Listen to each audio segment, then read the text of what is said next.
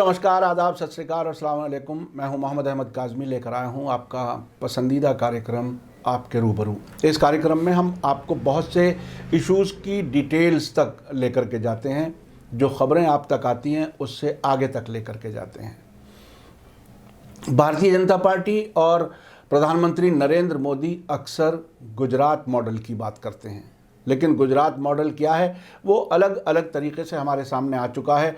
ना कोई तरक्की है, बल्कि उसमें बहुत सी ऐसी ख़राबियां हैं, अगर वो देश भर में फैल जाएं तो हालात बहुत ख़राब हो सकते हैं। गुजरात में अहमदाबाद में रहने वाले सीनियर जर्नलिस्ट सहल कुरैशी साहब हमारे साथ आज ख़ास मेहमान हैं। देश लाइव आपका यूट्यूब चैनल है जो बहुत ही अहम और अच्छे तरीके से ख़बरें आप तक पहुंचाता है। आप लोग इनके चैनल को देखिए और सब्सक्राइब कीजिए। सहल कुरैशी साहब, वेलकम है आपका। आपने कई बार अलग अलग तरीके से हमें बताया है हमारी पर्सनल मुलाकातों में कि गुजरात में मुसलमानों को यानी प्रॉपर्टी लेस किया जा रहा है, प्रॉपर्टी ना रह पाए मुसलमानों के पास। ऐसी कोशिशें, साजिशें बाकायदा कानून की हद तक आ गई हैं। क्या है वो, ज़रा बताइए। बिल्कुल काज़मी साहब, देखिए हर इंसान के लिए, और अभी तो ये है कि ज़मीन को लेकर इतना ज़बरदस्त हो चल रहा है इस देश में, 2014 के बाद से तो कुछ ज़्यादा ही है, लेकिन दुनिया ने और देश ने अब देखा है, क्योंकि प्रधानमंत्री अब बने हैं नरेंद्र मोदी। इससे पहले गुजरात में जो उन्होंने अपना काम किया मुख्यमंत्री रहते हुए, वो दुनिया के सामने इतना नहीं आ पाया था। अब जिस तरीके से किसान अपनी ज़मीन के लिए लड़ रहे हैं, इसी तरीके से गुजरात की अगर बात करें तो वहाँ पर जो एक एजेंडा जो है बीजेपी और आरएसएस का जो एजेंडा जिसे कहा जाता है कि किस तरीके से मुसलमानों को और दलितों को भूमि विहीन किया जाए, उनकी ज़मीनें उनसे छीन ली जाए, तो ये सिर्फ किसानों का मामला नहीं है। ये जो है वो एक बाकायदा एक प्रोपेगेंडा, एक एजेंडा जो है वो चलाया जा रहा है इनकी तरफ से। गुजरात में यह है कि एक कानून है जिसे अशांत धारा कहते हैं, डिस्टर्ब्ड एरिया एक्ट। उसमें यह होता है काज़मी साहब कि कोई भी हिंदू मुस्लिम जो है वो एक दूसरे से मकान न खरीद सकता है, प्रॉपर्टी न उसको बेच सकता है।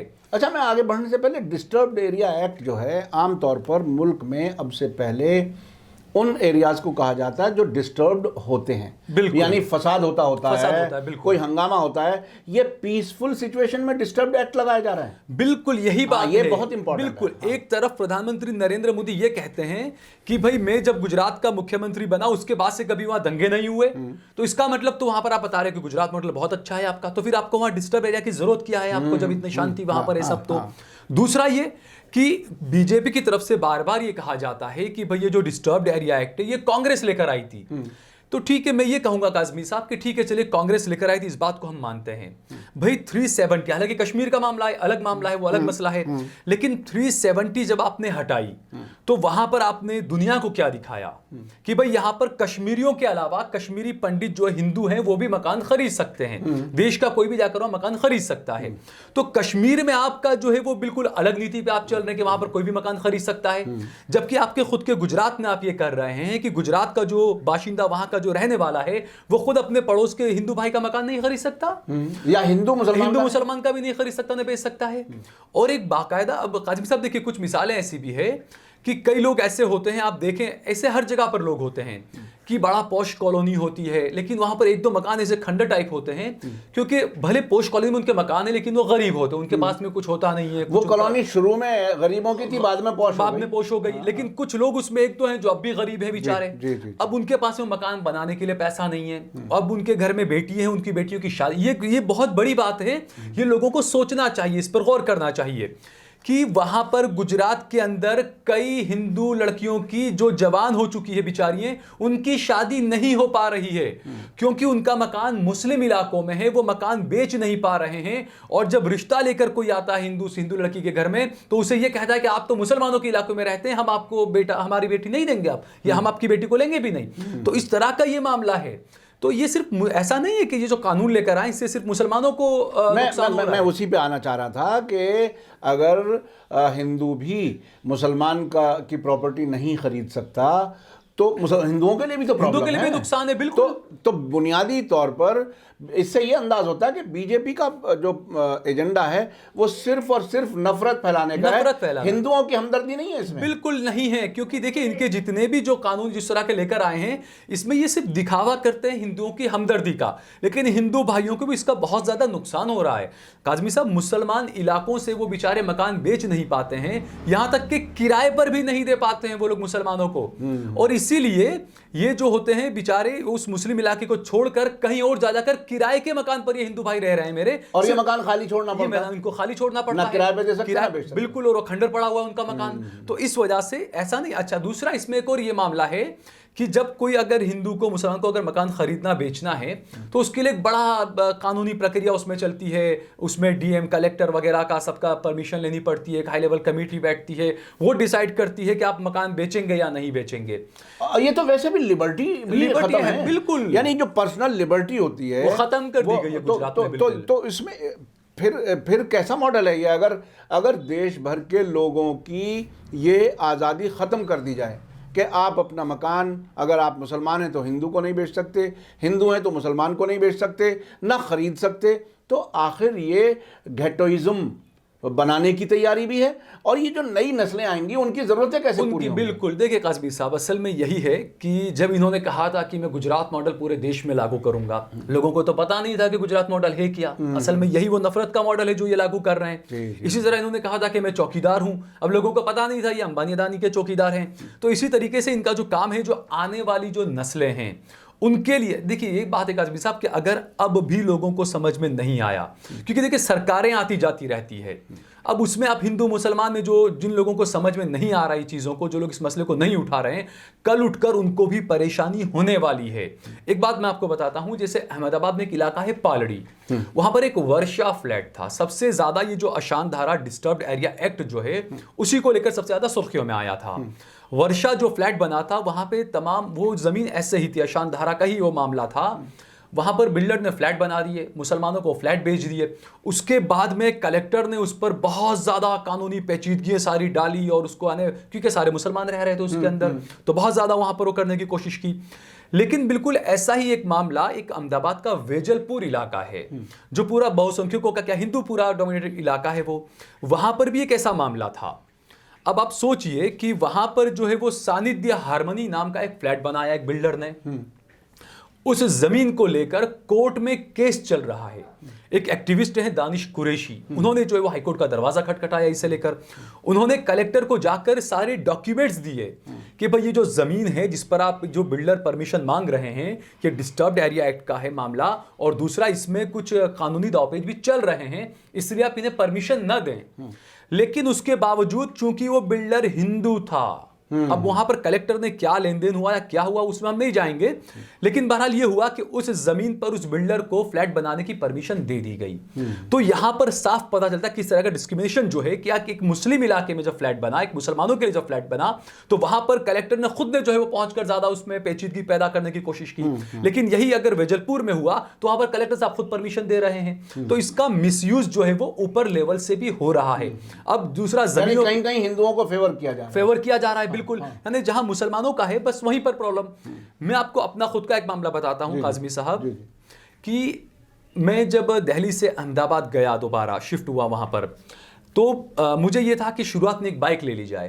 तो मैंने एक ऑटो कंसल्ट का एक काम करते थे, तो उनसे मैंने कहा मुझे एक सेकंड हैंड बाइक दिलाइए आप। तो वो मुझे लेकर गए, एक अहमदाबाद का एक इलाका है, ड्राइविंग सिनेमा का एक इलाका, ड्राइविंग इलाका है वो, टोटली 100% हिंदू आबादी वाला इलाका है वो। जब मैं वहां पर गया, जुमा का दिन था, मैंने चूंकि कुर्ता पजामा पहना हुआ था जुमा के दिन, अब जो मेरे साथ में जो लड़का था उसने तो जीन्स और टी शर्ट पहनी हुई थी। तो जैसे जाकर उसने मुझे कहा कि भाई एक डीलर है, हिंदू है, और उसके बंगले के अंदर, उसकी कोठी के अंदर पीछे पार्किंग है, वहाँ पर बहुत सारी बाइक वो रखता है, सेकंड हैंड सारी बेचता है वो। तो काज़मी साहब में वहाँ पर गए हम लोग, उसने डोरबेल बजाया, और सोसाइटी थी बड़ी हाई फाई पॉश इलाका था वो। उसने जब डोरबेल बजाया और जब वो लड़का बाहर आया, लड़का क्या आदमी थे वो 45-50 साल के कुछ होंगे, जब उन्होंने मुझे कुर्ता पजामा में देखा तो फौरन अंदर दोनों को बुलाकर, और जो मेरे साथ में जो लड़का था उससे कहा कि भाई आप ऐसे ड्रेस में इनको क्यों लेकर आते हो, मुझे इस कॉलोनी से निकाल दिया जाएगा, कि हम तो मुसलमानों के साथ में व्यवहार नहीं कर सकते, लेन देन जमीनों की तो बहुत दूर की बात है, आप लेन देन भी नहीं कर सकते।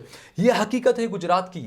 और दूसरा काज़मी साहब, जो जमीनों का मामला है, अहमदाबाद के आसपास के जो एतराफ के जो गांव हैं, जो वहाँ पर मुसलमानों की जो आबादी है, वहाँ पर बाकायदा जो भूमि माफिया होते हैं, जो बड़े बड़े बिल्डर होते हैं, जिनके बीजेपी के जो खास बड़े नेता हैं, उनकी जो करीबी उनसे ज़्यादा है, वो लोग उन गाँव में जाते हैं, मुसलमानों को मुंह मांगी कीमत से ज़्यादा रकम देते हैं और ऐसे उनसे ज़मीनें ले रहे हैं, ताकि अब अहमदाबाद जो इलाका है जहाँ पर आपने डिस्टर्ब्ड एरिया एक्ट जो है लागू कर दिया आपने।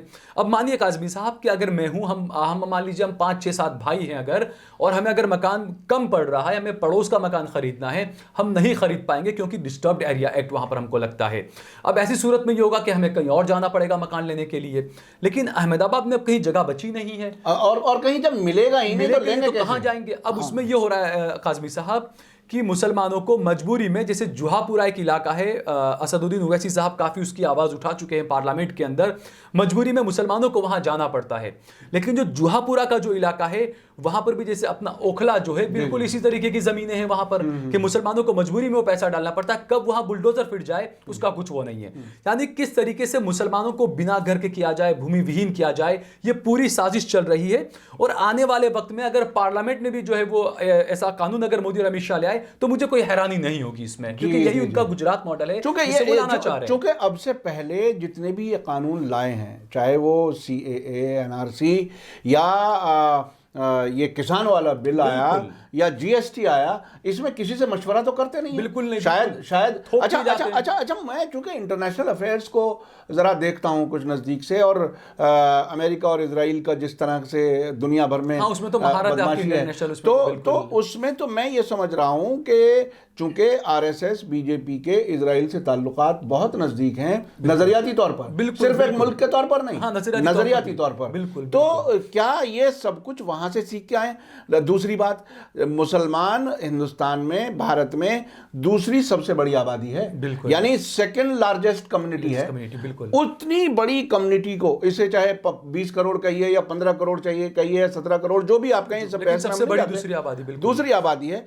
तो क्या इस तरह से पूरे हिंदुस्तान में, पूरे भारत में ये हालात पैदा करने जा रहे हैं ये, क्या जिस तरह से आपने गुजरात के बारे में बिल्कुल देखा? करेंगे उस तरह के हालात काज़मी साहब। देखिए, जो आपने कहा कि बीजेपी की काफ़ी करीबी रही है, ये आप देखिए, जब नरेंद्र मोदी जो है जब गुजरात के मुख्यमंत्री थे तो वो कई बार इजराइल गए।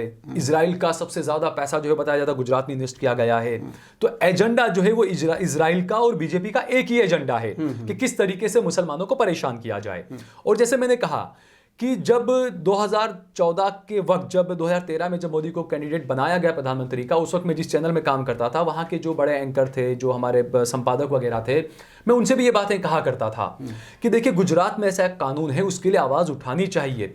वो मुझे बड़ी हैरानी होती है कि जो बड़े बड़े पत्रकार, उनको भी नहीं पता इसके बारे में कि ऐसा कानून गुजरात में है। जी। और मैं शुरू से ये बात कहता हूँ कि इसके लिए अगर आप आवाज़ नहीं उठाएंगे तो ये जो देश को तोड़ने वाला कानून है, पूरे देश पर थोप दिया जाएगा। अभी तो सिर्फ गुजरात में है ये पूरे देश पर थोप दिया जाएगा। और जो इनकी जो पॉलिसी है वो बिल्कुल इजराइल से अडॉप्ट की हुई पॉलिसी है, और मुझे तो लगता है उसका सारा पैसा वैसा भी सारा इजराइल से दिया जाता है, क्योंकि गुजरात में कई जगहों पर यह है काज़मी साहब, आप कहीं गाँव में या हाईवे पर कहीं निकलेंगे आप, तो बाकायदा खेत जो होते हैं वो पूरे कवर किए होते हैं। ये कुछ लोगों ने, बड़े बड़े जो पत्रकार, उनसे मैं कहूँगा कि आप जाकर देखिए असली गुजरात मॉडल क्या है। बड़े बड़े जो खेत हैं उसको पूरा कॉर्डन किया होता है, पूरे कवर किए होते हैं, बाकायदा गन वाले लोग वहां खड़े होते हैं। जब पूछताछ करते हैं तो पता चलता है यहाँ पर इजराइल का कोई प्लांट है।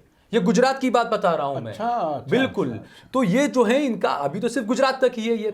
तो मैं यही कह रहा हूं कि अगर आपने देखिए, तो ये जो किसान बिल है उसमें अडानी अंबानी को सामने लेकर के अगर इन जमीनों पर एक तरह से किसी भी हालत में कब्जा कर लिया जाए या खरीद लिया जाए, तो ये फिर इजराइल के हाथ में जाने वाला है, क्योंकि सारे देखिए ये बहुत इंपॉर्टेंट है। इजराइल एक ऐसा मुल्क है जिसे मुल्क समझा जाता है। बहुत से उसको रिकॉग्नाइज नहीं करते मुल्क के तौर पर, लेकिन जितना भी है, जैसा भी है, उसके पास इतनी कम ज़मीन है कि वो इंडस्ट्रीज़ नहीं लगा सकता। और मुझे अच्छी तरह इस बात का अंदाज़ है कि वो थर्ड कंट्रीज़ में ही इंडस्ट्रीज़ लगाता है, वहीं इन्वेस्ट करता है, वहीं पर प्रोडक्शन होती है और वहीं से बेच दिया जाता है, फ़ायदा पहुँचता है इजराइल को। तो ये भारत में ये जो किसानों वाला बिल है अब मैं अच्छी तरह से समझ सकता हूं कि ये अडानी और अंबानी तो ये सामने के ये मोहरे हैं, ये मोहरे हैं, बिल्कुल नजर आते हुए चेहरे हैं सिर्फ। बिल्कुल बिल्कुल। लेकिन इससे बहुत बड़ा प्लान है। अब आप ये बताइए कि आप देश भर को, खास तौर पर जब हमने देखा कि कश्मीर में उन्होंने कहा कि सब कोई भी जाकर के खरीद सकता है, गुजरात में कोई नहीं खरीद सकता, हत्ता कि गुजराती भी नहीं खरीद सकते, बिल्कुल। ये इतना बड़ा। तो अब आप पूरे देश के लोगों को, जो समझदार लोग हैं, पत्रकार हैं, पढ़े लिखे लोग हैं, जो ओपिनियन इन्फ्लुएंस करने वाले लोग हैं, उन्हें आप क्या कहना चाहेंगे खास तौर पे? देखिए काज़मी साहब, जो इन्फ्लुएंस करते हैं जो लोग, लेकिन उनको इस तरीके से फंसा दिया जाता है। लेकिन मैं बार बार ये बात हमेशा कहता हूं कि देखिए, जब भी कोई चीज़ आती है तो आपको समझदारी से समझना चाहिए, उसका विरोध करना चाहिए। दूसरा, आजकल ये होता है कि जब तक कोई चीज़ पार्लियामेंट के पटल पर नहीं आ जाती है तब तक उसका विरोध नहीं किया जाता है। लेकिन जब कोई चीज़ अगर किसी राज्य में, जैसे मैंने कहा गुजरात में है, तो अभी से आप उसका विरोध करना शुरू करिए, क्योंकि आगे का जो बीजेपी का जो एजेंडा है, CAA, पार्लियामेंट के पटल पे आकर के तो बहस ही नहीं होनी, फिर तो अपने दादागिरी से वो तो आ गया तो कानून बन गया। नहीं, लेकिन देश में जो आम मैं उन अपोजिशन पार्टीज को कह रहा हूं कि उसका अगर आप इंतजार करेंगे तो कानून बन ही जाएगा। वहां तो रुक नहीं, वहां रुक ही नहीं सकते। देखिए, इसीलिए क्योंकि कांग्रेस हो या जो विपक्षी पार्टियां, उनको इन चीज़ों पर ध्यान देना चाहिए, क्योंकि मोदी की चालाकी यही है कि वो कोई कानून लेकर आते हैं, वो उसको अपनी तरीके से थोड़ा बहुत इसमें इस तरीके से गोलमाल कर देते हैं उसके अंदर, और फिर डाल देते हैं कि ये तो कांग्रेस लेकर आई थी। ये जो डिस्टर्ब्ड एरिया एक्ट है वो भी उसी तरह का कानून है। हालांकि ये कहा जाता है कि जो कांग्रेस पार्टी लेकर आई थी वो गोलबंदी न हो किसी इलाके में जो होता है उस। अच्छा, दूसरा एक और आपको मैं यहाँ पर कहूँगा काज़मी साहब, ये जो डिस्टर्ब्ड एरिया एक्ट है, ये सिर्फ हिंदू मुसलमान में नफरत फैलाना और सिर्फ वही चीज़ नहीं है। जैसे मान लीजिए प्रधानमंत्री नरेंद्र मोदी ने जो नई पार्लियामेंट का जो शिलान्यास किया, ठीक है, उसके अंदर ये बताया जाता है कि आने वाले वक्त में लोकसभा के 800 साढ़े 800 सांसद हो जाएंगे, राज्यसभा के 350 के करीब सांसद हो जाएंगे।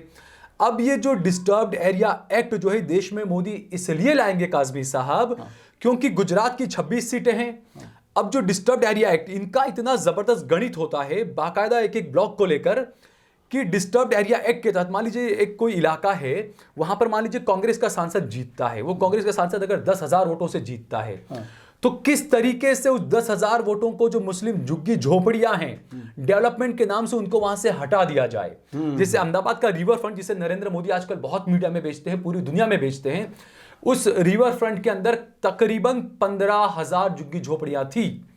वो झुग्गी झोपड़ियों के जो वोट थे, कम से कम आप मान के चलिए 25,000 वोट थे वो, और उसमें 90% मुस्लिम आबादी थी। वहां पर कांग्रेस का एक मजबूत वोट माना जाता था। लेकिन उन 25,000 लोगों को ले जाकर काज़मी साहब ऐसे ऐसे इलाकों में डाल दिया गया जहां पर बीजेपी पहले से कई सालों से 1-1 लाख वोट से, 50,000 वोट से जीतती है। इन 25,000 लोगों को ले जाया गया और 500, 1,000 लोगों को अलग अलग ऐसे डाल दिया गया कि मुसलमानों के वोट को बर्बाद कर दिया, यानी वो इनइफेक्टिव हो गया उनका वोट। तो ये जो डिस्टर्ब्ड एरिया एक्ट है, ये उसी को लेकर है कि परिसीमन किस तरीके से किया जाए। और जो मैं बता रहा हूं कि लोकसभा की जो सीटें बढ़ेगी, उसका यही एक रीजन है कि परिसीमन वो इस तरीके से करेंगे कि जो मुसलमानों का जो वोट है, क्योंकि इनकी जो कई बुकें ऐसी है RSS की, और उसमें ये जो बातें कही गई है, ये सिर्फ बातें नहीं कही, इसमें यह हकीकत अब नजर आने लगी है कि मुसलमानों को भूमि विहीन कैसे किया जाए, मुसलमानों को किस तरीके से उनका वोट डालने का हक जो छीना जाए। लोगों को ये लगता है कि नहीं, ये मुश्किल नहीं है। देखिए, 2014 से पहले लोग जो कहते थे कि नहीं मुश्किल नहीं है, ऐसा तो नहीं कर सकते मोदी, लेकिन मोदी ने आके वो सारे काम किए जो देश के संविधान की धज्जियां उड़ाते हैं, जो देश के जो भाईचारा है उसकी धज्जियां उड़ाते हैं, लेकिन मोदी ने हर वो काम किया है। तो आने वाले वक्त में मोदी ये काम करेंगे। और जो बुद्धिजीवी हैं, मैं उनसे बार बार कहूंगा कि देखिए, इस तरह की जो चीजें हैं उनको आप पहले से समझ के मामला इसका आवाज उठाना चाहिए। और अब वो वक्त जो है वो गुजर गया कि हम अलग अलग संप्रदाय में, अलग अलग समुदाय में, अलग अलग उसमें हम बटें, वो वक्त अब गुजर चुका है। अब जो है, और दूसरा, जिस तरीके से जो भी आवाज उठाता है उसके खिलाफ फौरन किसी न किसी लेकर उसको चीज को लेकर उसको दबाया जाता है, उसको प्रताड़ित किया जाता है। लेकिन एक बात और है काज़मी साहब, जब गुजरात में जब एनकाउंटर होने लगे थे, फर्जी एनकाउंटर, तो एक बड़े पत्रकार थे प्रशांत दयाल, वो इसकी काफ़ी बारीकी से इसकी रिपोर्टिंग करते थे। कम से कम 13 साल तक उन्होंने इसकी रिपोर्टिंग की, और उनकी रिपोर्टिंग का इतना ज़बरदस्त असर था। एक बार अमित शाह प्रेस कॉन्फ्रेंस कर रहे थे, उन्होंने प्रशांत दयाल ने एक सवाल किया अमित शाह से, तो बाकायदा अमित शाह ने खड़े होकर उनसे कहा, प्रशांत तुम पत्रकारिता छोड़ दो, तुम CBI ज्वाइन कर लो। और उसके बाद में उस पत्रकार पर कम से कम 7-8 केस जो है उस पर लाद दिए गए। तो उसके बाद लेकिन फायदा ये हुआ, देखिए काज़मी साहब, जब कोई गलत कर रहा है उसके सामने अगर आप डट के खड़े होकर अगर दिमाग से अच्छे संवैधानिक तौर पर अगर मुकाबला करते हो तो वाकई में ये लोगों को पीछे हटना पड़ता है। आप देखिए गुजरात में उसके बाद में कभी फर्जी एनकाउंटर नहीं हुए, क्योंकि उस टाइम पे पत्रकारों ने उस तरीके से खबर को जो उठाया था और जिस तरीके से मुकाबला किया था उसके बाद में बंद हुआ वो। तो इसी तरीके से मैं कहता हूं कि जो इनकी गलत नीतियां हैं, जो मोदी और अमित शाह और जो लेकर आ रहे हैं, डट के इनका अगर मुकाबला किया जाए संवैधानिक तरीके से तो यकीनन इनको पीछे हटना पड़ेगा। बहुत बहुत शुक्रिया जनाब सहल कुरैशी साहब। आपने देखिए 2-3 चीज़ें कहीं बहुत अहम हैं कि जो कुछ जिस तरह का डिस्टर्ब्ड एरिया एक्ट का मिसयूज़ किया जा रहा है और उसमें हिंदू और मुसलमान सबको परेशानी है। और उसके अलावा अगर ये पूरे मुल्क में होगा तो ये कितना ख़तरनाक हो सकता है। इसके अलावा आपने जिस तरह से कहा कि वक्त गुजर चुका है, मुझे इस वक्त याद आ रहा है अरुण शौरी जो बीजेपी सरकार में, एनडीए सरकार में मिनिस्टर रह चुके हैं वाजपेयी जी के साथ, उन्होंने 2019 इलेक्शन कैंपेन के ज़माने में बम्बई में एक बात कही थी।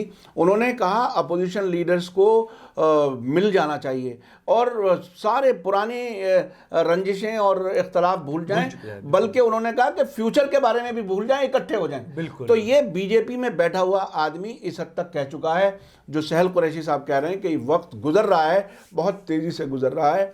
अगर गुजरात मॉडल, ऐसा मॉडल अगर पूरे देश में लागू हो गया तो आखिर कौन चैन से बैठ पाएगा, ना हिंदू ना मुसलमान।